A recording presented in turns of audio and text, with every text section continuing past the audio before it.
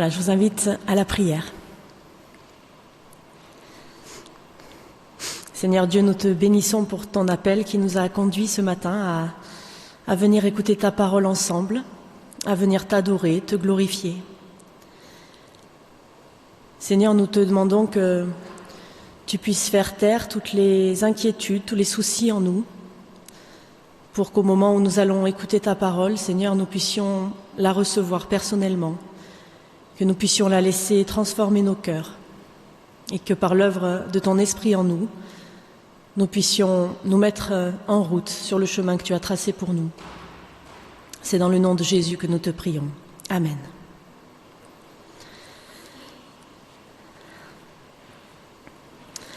Voilà, nous allons rester dans Ésaïe encore ce matin. Le passage que nous allons lire dans quelques secondes commence avec un triple « venez ». Alors vous voyez que l'idée de l'appel du Seigneur à venir l'écouter est fort ce matin. Tous ceux qui ont soif sont appelés à venir acheter de l'eau pour boire, de la nourriture pour manger, ainsi que du vin et du lait, et tout cela sans argent. Nous avons ici des symboles fréquemment utilisés dans la Bible, l'eau de la vie, le pain de vie, le vin comme image de la joie, le pur lait intellectuel de la parole de Dieu. Tout cela est offert pour rien à ceux qui ont soif. Dieu seul, dans sa libre grâce, donne gratuitement. Ceux qui sont appelés ont soif mais n'ont pas d'argent, c'est-à-dire que tout leur fait défaut, ils ne possèdent rien. Et c'est ce même principe qui est valable aujourd'hui. Nous pouvons le lire dans l'Épître aux Romains. Tous ont péché et n'atteignent pas à la gloire de Dieu. Mais nous sommes justifiés gratuitement par sa grâce, par la rédemption qui est dans le Christ Jésus. C'est bien de grâce que nous parle ce texte ce matin et que je vous invite à écouter. Ésaïe au chapitre 55, les versets 1 à 11.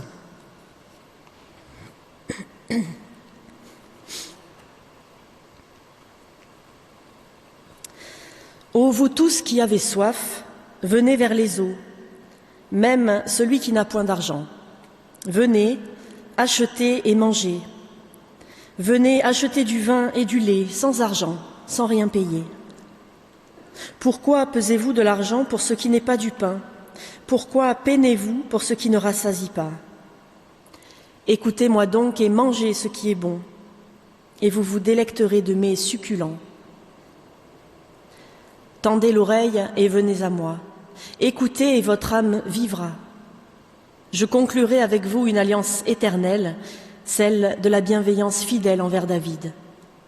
Voici, je l'ai établi comme témoin des peuples, comme conducteur, commandant les peuples. Voici, tu appelleras une nation que tu ne connais pas, et une nation qui ne te connaît pas accourra vers toi, à cause de l'Éternel ton Dieu, du Saint d'Israël qui te donne ta splendeur. Cherchez l'Éternel pendant qu'il se trouve, invoquez-le tandis qu'il est près. Que le méchant abandonne sa voie et l'homme de rien ses pensées. Qu'il retourne à l'Éternel qui aura compassion de lui, à notre Dieu qui pardonne abondamment. Car mes pensées ne sont pas vos pensées, et vos voix ne sont pas mes voix, oracle de l'Éternel. Autant les cieux sont élevés au-dessus de la terre, autant mes voix sont élevées au-dessus de vos voix, et mes pensées au-dessus de vos pensées. Comme la pluie et la neige descendent des cieux et n'y retournent pas sans avoir arrosé, fécondé la terre et fait germer les plantes, sans avoir donné de la semence au semeur et du pain à celui qui en mange. Ainsi en est-il de ma parole qui sort de ma bouche. Elle ne retourne pas à moi sans effet, sans avoir exécuté ma volonté et accompli avec succès ce pourquoi je l'ai envoyée. Jusqu'ici, la lecture de la parole de Dieu. Alors quand on lit le tout début de ce chapitre, on peut se poser la question, où est l'arnaque? Il nous arrive sans doute de trouver régulièrement dans nos boîtes aux lettres nombre de publicités de tout genre, publicités vantant les mérites d'une nouvelle assurance pour la voiture ou pour la maison, publicités vantant les capacités miracles de tels produits d'entretien ou démontrant les qualités incomparables de tel outil de jardinage. D'autres publicités présentent encore l'abondance des rayons de supermarché, nous donnant faim jusqu'à plus soif de viande, de légumes, de pâtisserie, que sais-je encore. Bref, achetez. Achetez moins cher et mieux, consommez, consommez, il en restera toujours quelque chose. Et nous recevons aujourd'hui cette parole d'Ésaïe qui dit « Ô vous tous qui êtes assoiffés, venez vers les eaux, même celui qui n'a pas d'argent, venez. Demandez du grain, mangez, venez, buvez sans argent, sans paiement, du vin et du lait. À quoi bon dépenser votre argent pour ce qui ne nourrit pas, votre labeur pour ce qui ne rassasie pas? Écoutez donc, écoutez-moi et mangez ce qui est bon, que vous trouviez votre plaisir dans mes mets savoureux. Tendez l'oreille, venez vers moi, écoutez et vous vivrez. » Drôle de publicité. Première surprise, on ne veut rien me vendre. Et ça peut sembler suspect, qu'est-ce que ça cache? On me propose plein de choses. Et vu le prix de la viande, de l'essence et des produits de première nécessité, on se dit qu'à boire et à manger gratuitement, on prendrait bien. Mais ça reste suspect, ça paraît trop beau. Cet Ésaïe nous paraît un bien mauvais commercial. Mais il insiste, écoutez, dit-il, écoutez, vous vivrez. Alors peut-être pas bon commercial, mais bon orateur, qui nous invite à l'écoute. Et finalement, cette invitation du prophète finit par trancher avec les publicités envahissantes que l'on trouve dans nos boîtes aux lettres ou à la télévision.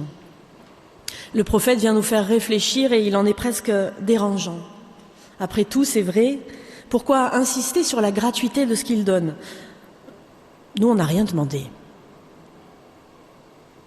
Et il insiste, il tient absolument à donner gratuitement ce qui nourrit, alors que tant d'autres cherchent à nous vendre tant de saletés dont on n'a pas besoin, en payant avec de l'argent qu'on n'a pas. À quoi bon dépenser votre argent pour ce qui ne nourrit pas, votre labeur pour ce qui ne rassasie pas? Il faut imaginer ce prophète, il y a 2500 ans, s'adressant aux Israélites, alors qu'ils étaient exilés à Babylone, et appelant ces mêmes Israélites à ne pas acheter les offrandes qui serviront au culte des divinités païennes. Seul Dieu nourrit la foi en plénitude et pose une parole de réconfort et de libération. Qui veut s'approcher de Dieu peut le faire en toute confiance et gratuitement. Force est de constater que nous sommes envahis d'offres en tout genre et même sur le plan spirituel. Et ce passage du prophète Ésaïe nous appelle à réfléchir sur notre foi, située souvent au carrefour de nos modes de vie, de nos cultures, de nos relations. Qu'est-ce que la foi? Si l'on pose la question autour de nous, on récoltera peut-être des réponses du genre « la foi est une opinion sur Dieu » ou une adhésion à tel mouvement religieux, plus convaincant qu'un autre. Bien la foi, c'est croire que Dieu existe, etc. Rien de tout cela. Si l'on écoute ce que dit la parole de Dieu, on lit en Hébreux 11, verset 1, « La foi, c'est la ferme assurance des choses qu'on espère, la démonstration de celles qu'on ne voit pas. » La foi est aussi une réponse à ce « venez » de Dieu, à son appel. Et si le prophète insiste sur les verbes « venir » et « écouter », c'est bien pour illustrer la dynamique de la foi. Elle est écoute de la parole de Dieu, de cette parole qui nourrit, qui fait vivre et qui appelle. Et cette écoute de la parole de Dieu ne laisse pas indifférent.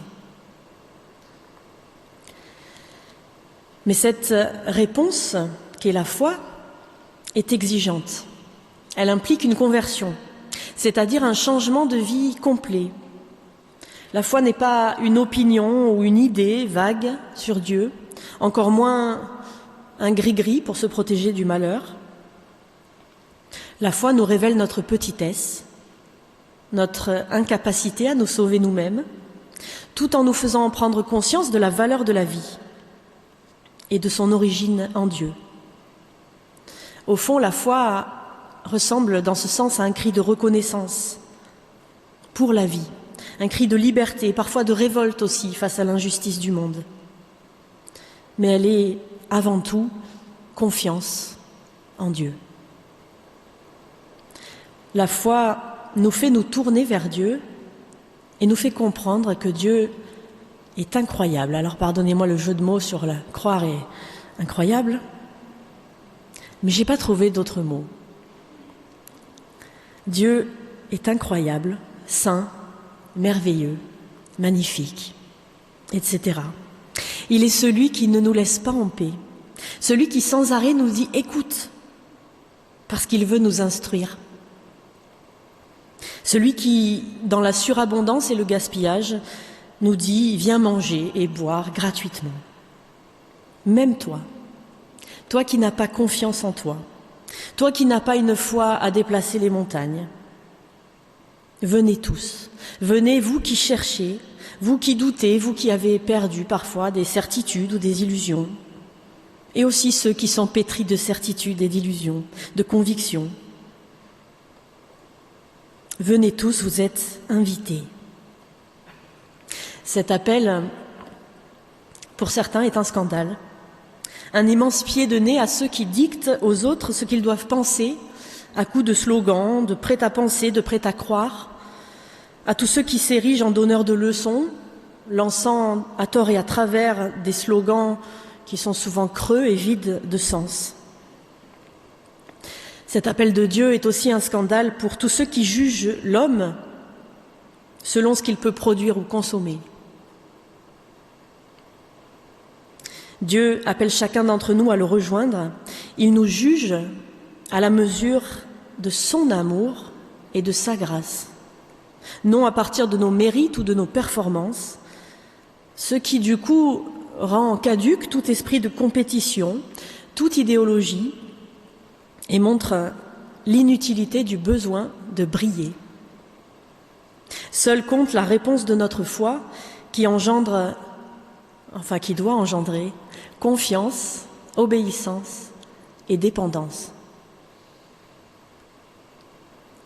Dans sa grâce, Dieu nous libère de l'obligation d'être le centre du monde.